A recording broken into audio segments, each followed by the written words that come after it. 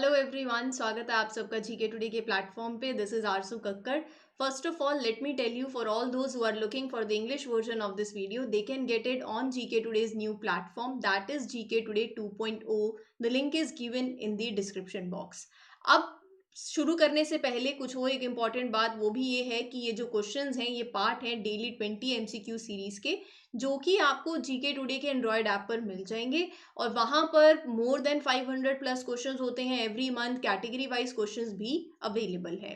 पहला क्वेश्चन क्या है, अपने आप में एक बहुत ही इंपॉर्टेंट आर्टिकल रहा है ये न्यूज में हाल फिलहाल। क्वेश्चन है, आपसे पूछा गया, what is the theme of India's G20 presidency in 2022। तो आपको बताना है कि थीम क्या है of India's G20 presidency in 2022। अगर आपने सोच लिया है इसका आंसर तो क्या सोचा है? ऑप्शन बी सोचा है, वासुदेव कुटुंबकम। तो ये ही है इसकी थीम। ऑप्शन बी इस क्वेश्चन का सही आंसर है। ठीक है, काफी कुछ इसके बारे में है जानने को, जिसको हम अब जानते हैं कि वो क्या है। देखो, सबसे पहले तो ये इतना इंपॉर्टेंट इसलिए भी है क्योंकि इंडिया में पहली बार हेड ऑफ स्टेट की जो सबमिट है वो होने वाली होगी। कब होगी? 9th of September 10th of सितंबर 2023 में होगी, न्यू दिल्ली के अंदर होगी। ठीक है, तो ये कुछ इंपॉर्टेंट बातें हैं जो आपको ध्यान में रखनी है। अब हम इसको अभी क्यों कवर कर रहे हैं, क्योंकि अभी तो देखो बात ऐसी है कि इंडिया जो है इसकी प्रेसिडेंसी जो है वो एज्यूम करेगा ऑन 1 15 और 16 नवंबर को जो मीटिंग है वो इंडोनेशिया के अंदर होगी। ठीक है, तो ये आपको ध्यान में रखना है। अब साथ ही साथ मैं आपको कुछ एक दो चीजें और बताना चाहती हूँ जो कि बहुत इंपॉर्टेंट है, कि आपसे पूछी भी जा सकती हैं एग्जाम के अंदर। पहली बात तो ये कि 2021 में जो प्रेसिडेंसी 2021 में जो प्रेसिडेंसी है वो थी इटली के पास, 2022 में इंडोनेशिया और 2023 में इंडिया। ठीक है, तो ये तीनों मिलके क्या बना, उसको क्या बोलते हैं? ट्रोइका। तो ये आपको जो टर्म है वो याद में रखनी है, TROIK, ट्रोइका। ठीक है, तो कल को भी क्या है, जब ब्राजील के पास 2024 में प्रेसिडेंसी होगी तो ऐसे ये तीन जो है वो जो बन जाएगा वो क्या हो जाएगा? ट्रोइका। ठीक है, तो ऐसे होता है ये। बात आ गई समझ में? ठीक है, तो अब चलते हैं आपके कुछ और इंपॉर्टेंट चीजें, जो मैं थीम की बात कर रही हूं आपके साथ। पहले आप ये देखो, G20 कैसे लिखा है, क्या है लोगो, थीम पूरा G20, जहां पर लोटस है, अर्थ है, इंडिया है, और लिखा है भारत 2023 इंडिया, वासुदेव वसुदेव कुटुंबकम, one earth one family one future. ये कुछ इंपॉर्टेंट चीजें हैं, तो इसी के अराउंड बेसिकली ये न्यूज रही है। G20 के लोगों में हर एक जो कंपोनेंट है उसका एक अपना मतलब रहा है। तो यहाँ पर ये लोगो है, it draw inspiration from the colours of India's national flag. Earth जो है मैंने अभी आपको दिखाई, वो रिफ्लेक्ट करती है India's pro planet approach to life. ठीक है, and below the G20 logo is Bharat. ठीक है, तो यहां पर थीम क्या है? वसुदेव कुटुंबकम, या फिर one earth one family one future, जो कि कहां से लिया गया है? From the ancient Sanskrit text Upanishad से। तो ये कुछ चीजें हैं। अब आपको एक चीज और ध्यान में रखनी है, वो रहेंगे मेंबर्स। G20 में कौन कौन से मेंबर्स हैं, इसको कभी स्किप मत करना। ऐसे क्वेश्चंस आप बिल्कुल एक्सपेक्ट कर सकते हो एग्जाम के अंदर, और मैं ये चाहूंगी कि इसको बस वो रट्टा होता है ना वो मार लो। Argentina, Australia, Brazil, Canada, China, तो टोटल 20 जो भी मेंबर्स हैं आपको वो बाय होल हार्ट याद करने हैं। ठीक है, चलो फिर अगले क्वेश्चन पे चलते हैं। और अगला क्वेश्चन क्या कह रहा है? National Florence Nightingale awards are awarded in recognition for the meritorious services rendered in which field. तो ये जो अवार्ड्स हैं ये दिए जाता है, किसको दिया जाता है?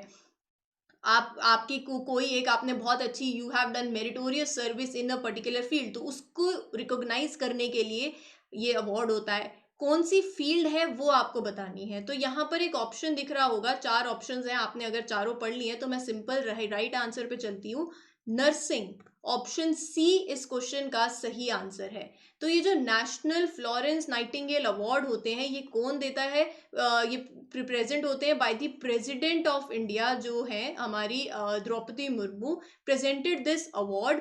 तो पहली बात तो ये, कल को ऐसे भी क्वेश्चन आ सकता है, तो प्लीज ऑप्शन आ जाएगा प्राइम मिनिस्टर, प्रेसिडेंट, तो याद में रखना president of India present this award for the year 2021। जो नर्सिंग प्रोफेशनल्स रहे हैं उनको रिकॉग्नाइज करने के लिए, जो भी उन्होंने अपनी सर्विसेज दी हैं that are rendered by the nurses, तो उसको रिकॉग्नाइज करने के लिए ये अवार्ड इंस्टीट्यूट किए 1973 में। कौन सी मिनिस्ट्री ने? हेल्थ एंड फैमिली वेलफेयर की मिनिस्ट्री थी। ठीक है, चलो फिर आगे चलते हैं, अगला क्वेश्चन देखते हैं। India recently held week of the young researchers 2022 programme with which country? तो ये एक प्रोग्राम है जिसका नाम है वीक ऑफ यंग रिसर्चर्स। कौन सी कंट्री के साथ हुआ? एक तरफ इंडिया, दूसरी तरफ क्या? Germany.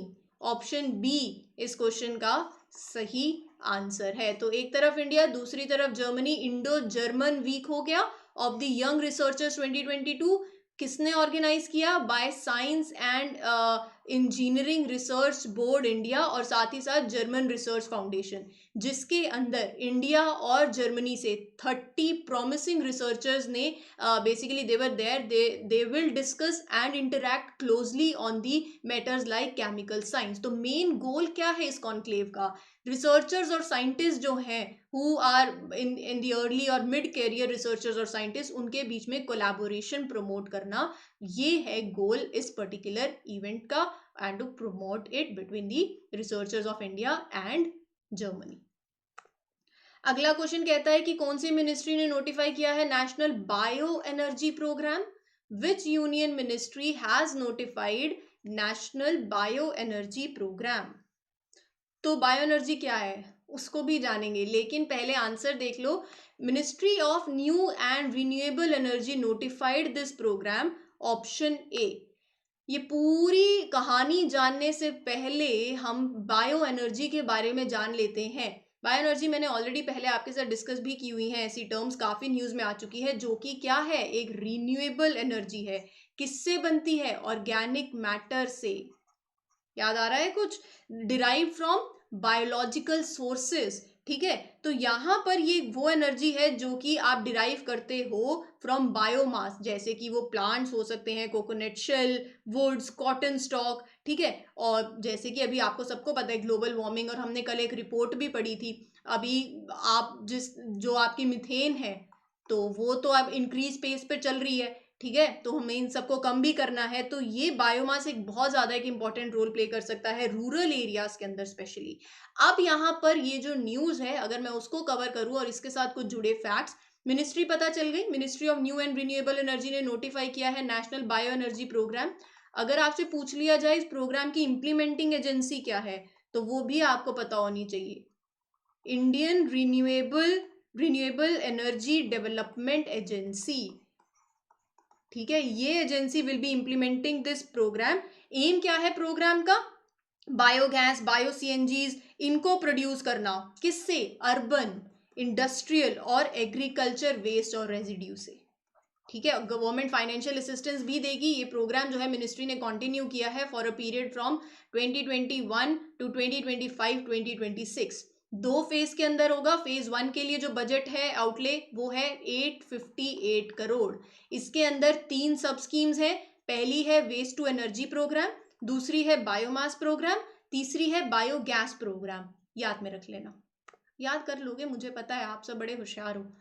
Which country has emerged as the top oil supplier to India in October? तो वो कौन सी कंट्री है जो कि अक्टूबर में इंडिया के लिए टॉप ऑयल सप्लायर बनी? क्या सोच रहे हो? रशिया सोच रहे हो? रशिया यूक्रेन वॉर हुआ है फिर भी?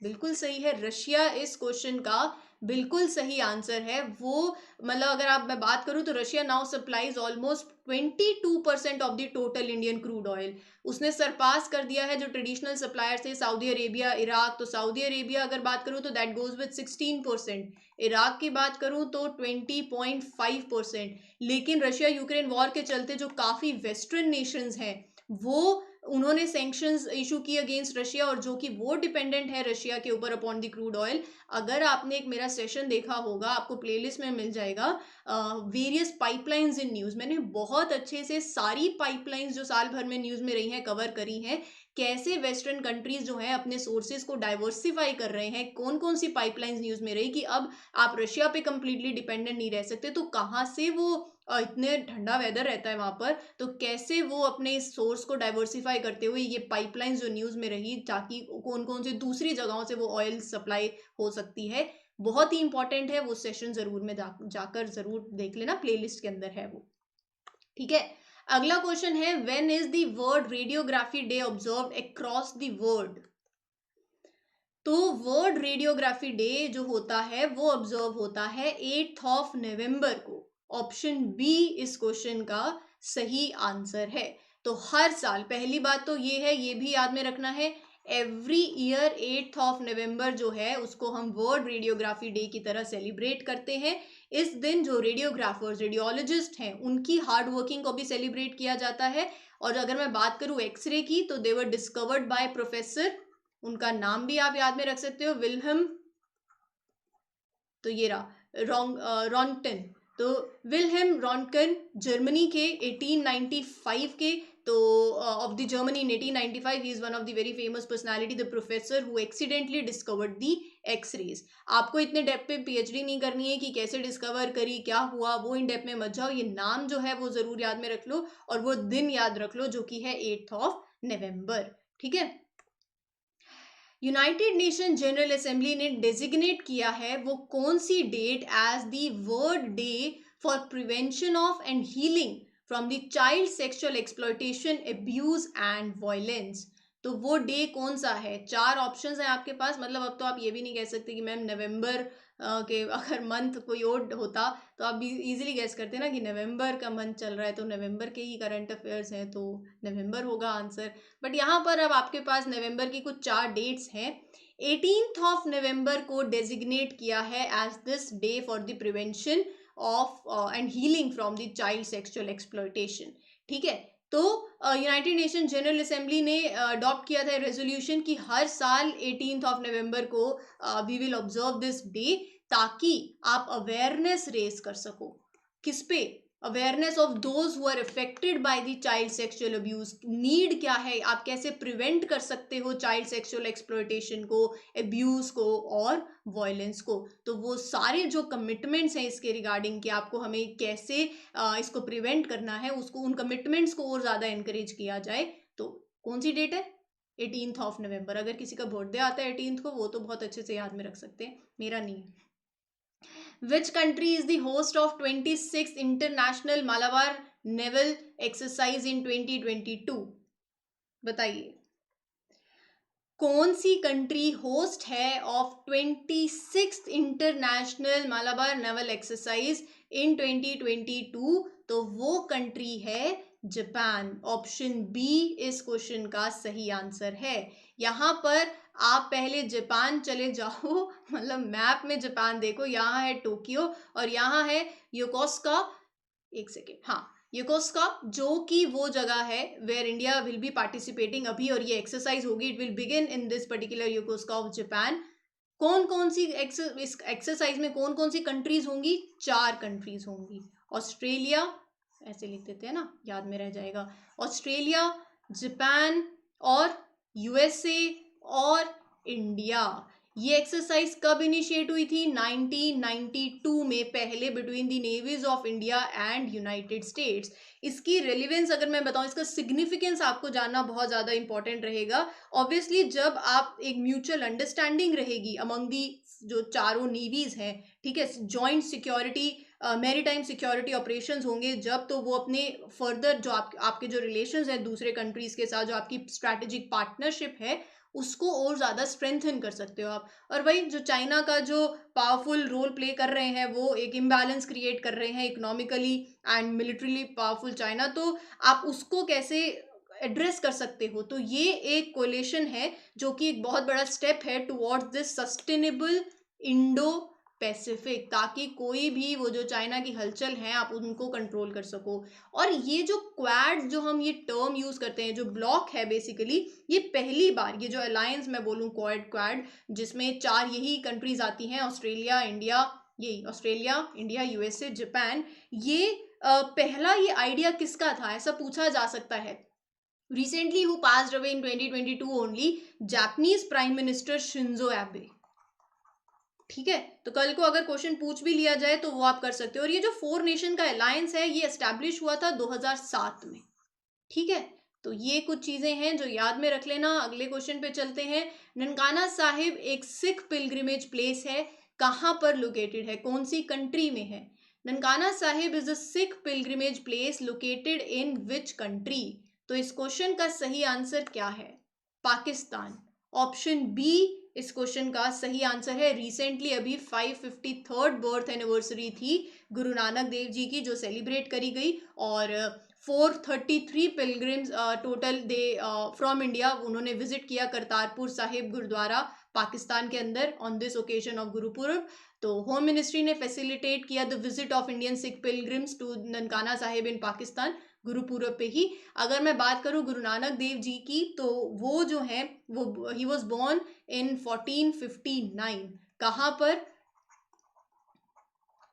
तलवंडी, लाहौर के अंदर। And he passed away basically in 1539 Kartarpur में। ठीक है, तो ये आपको ध्यान में रखना है। तो जहां वो ही वॉज बोर्न, तो वहां पर it was later renamed as Nankana Sahib. He was the first of the 10 Sikh gurus, he was the founder of Sikhism. तो सबको ये मालूम ही होगा। अब आपके चलते हैं नेक्स्ट क्वेश्चन के ऊपर। अनामलाई टाइगर रिजर्व कहाँ पर लोकेटेड है, कौन सी स्टेट में लोकेटेड है? Anamalai tiger reserve ATR, it is located in which state? 4 options हैं। अगर आप सोचते हो कि हम चलते हैं तमिलनाडु, बिल्कुल सही सोच रहे हो। ऑप्शन बी इस क्वेश्चन का सही आंसर है। तो यहाँ पर मैप और कुछ पता ना हो, मैप में आपको जरूर लोकेट करना आना चाहिए। तो देखो जरा कहाँ है, दिख गया? सो अनामलाई टाइगर रिजर्व जो है उन्होंने लॉन्च किया है एक एलिफेंट एडॉप्शन प्रोग्राम।